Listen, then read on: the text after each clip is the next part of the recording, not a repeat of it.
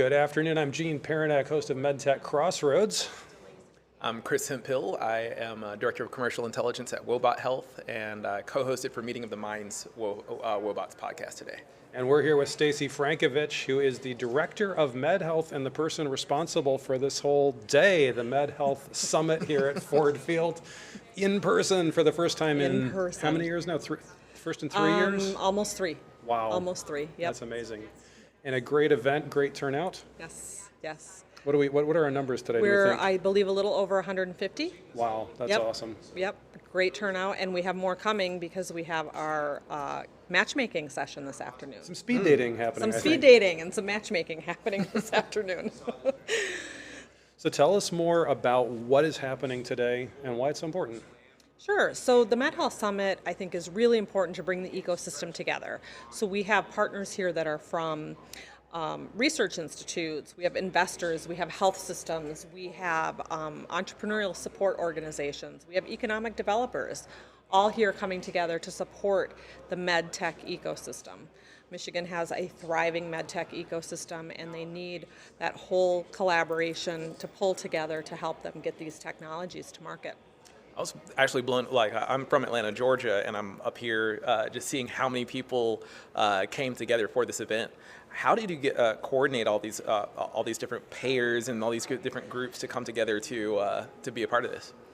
Well, it's been a long work in progress, but we do have a very robust steering committee made up of payers, providers, private industry, entrepreneurs, all of the sectors I just mentioned, who certainly help with getting speakers and pulling people together.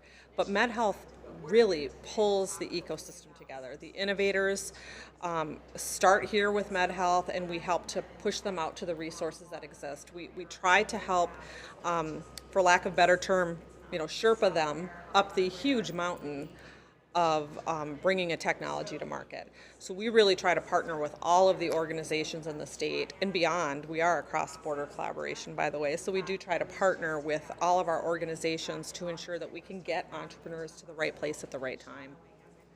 I think it's so cool because, when you talk about bringing new technology to market, it's important, but then you tend to get the product companies and the VCs and everything like that. What's so unique about MedHealth is not only have I seen startups from the local ecosystem here, but also you've got the healthcare systems, and like you alluded to, Chris, you got the payers and others who show up, and the discussion seems to be about things like community health. It's about things like not just did we get a successful company out there, which is really important, but also are we taking care of communities as the ultimate end being met?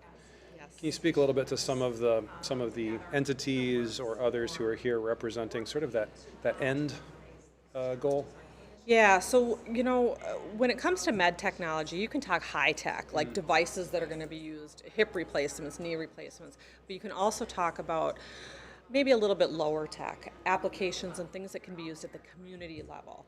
So our keynote speaker earlier spoke very, very well about a lot of the health disparities that we see. And it's not for us to go into a community and tell community what you need to do to be healthier. It's for us to empower communities, to empower each other, and to share within their community what technologies exist, what things can help them improve their lives and improve their health and well-being. So MedHealth really wants to help facilitate some of that community service, if you will, and maybe empower some of those community leaders to learn what is happening in healthcare technology, but then for maybe us in the background to flood the zone with the resources that they need. So the community leader is really the one with the feet on the streets telling their community, here, we can try this can help. And then we need our health systems, our payer systems, our economic developers, all those folks to come in with those resources so they can actually get it done.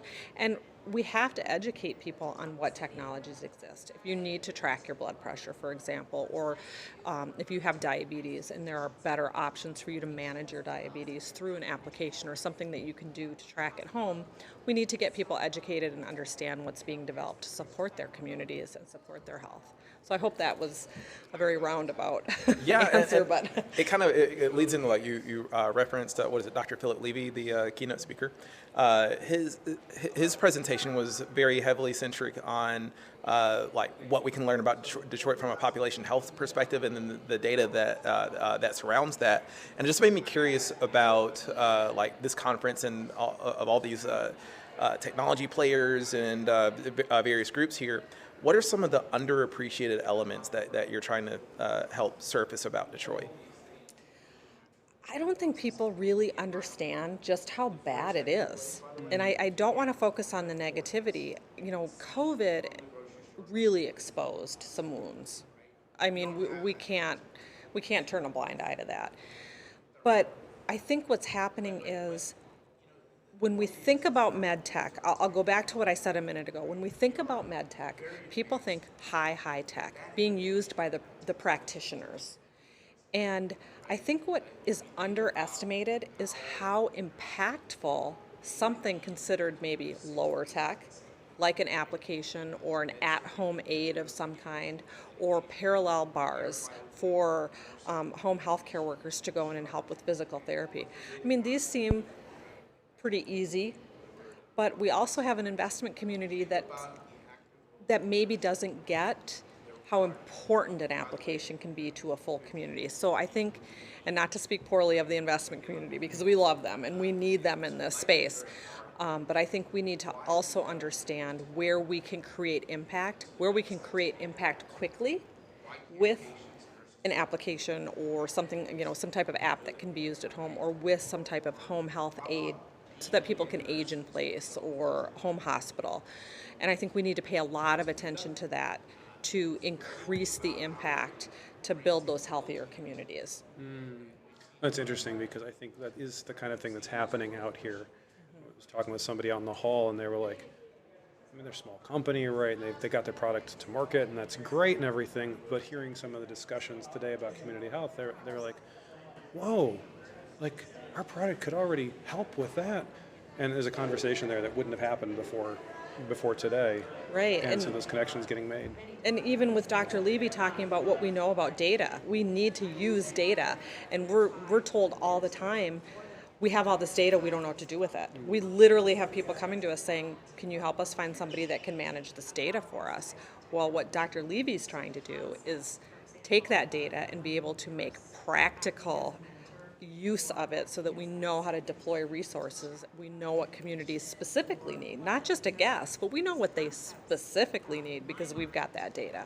So really critical part of the whole conversation that doesn't get, it's not sexy, it doesn't get as much attention as a new fancy device, but it's super important. It's really important in addressing some of the issues.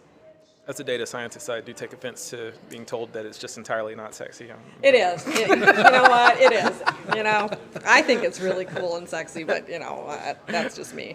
Somebody's got to do it, and it Right. matters. Right. As the child of a statistician, I also feel like this matters. So. Isn't it? I mean, it's important. And think of what we can do. You all know data is being collected every minute of every day on all of us. If we can use this to do something good, let's do it. Let's work towards that. That's really important. Well, other than taking a well-earned break, hopefully after the very successful summit, what does the future hold? Well, the future holds, we are currently working on an EDA grant that we've had for about a year now. So we're going to continue to work on that. And really all that's doing is helping us elevate what MedHealth can do for the state of Michigan and beyond. But we're also working closely with Wayne State University, as Dr. Levy mentioned, on an NSF Engines opportunity, which would be huge. This is a big challenge, but it could be so impactful for how we can deliver healthcare in the future. So we're spending a lot of time on that until the first of the year. And then we are talking about more events because we're finally live. So we're looking at another summit in about a year and a half. We're looking at perhaps a hackathon or some other engagement where we can really try to build some solutions and get some of our next generation founders a little excited about MedTech. That's awesome. Fantastic. Well, extremely excited to see these things carry out. And again, being from Atlanta, really happy about how the summit has been really welcoming to folks outside of Detroit as well. So glad to have you here. Please go back to Atlanta and tell them all about us. Will and do. hopefully we can get to Atlanta as well. Yes, come on come down. and do your podcast there. So. Stacey, thank you for all of this today, and thanks for being here with Chris and myself and you. chatting with us for a few minutes. And thank you for being a sponsor. I'm going to plug that in really quick. Thank you for being a sponsor and for being here to do all of this really important conversations today. Thank you. We're having a lot of fun. Thanks for being with us. Thank you. Thanks.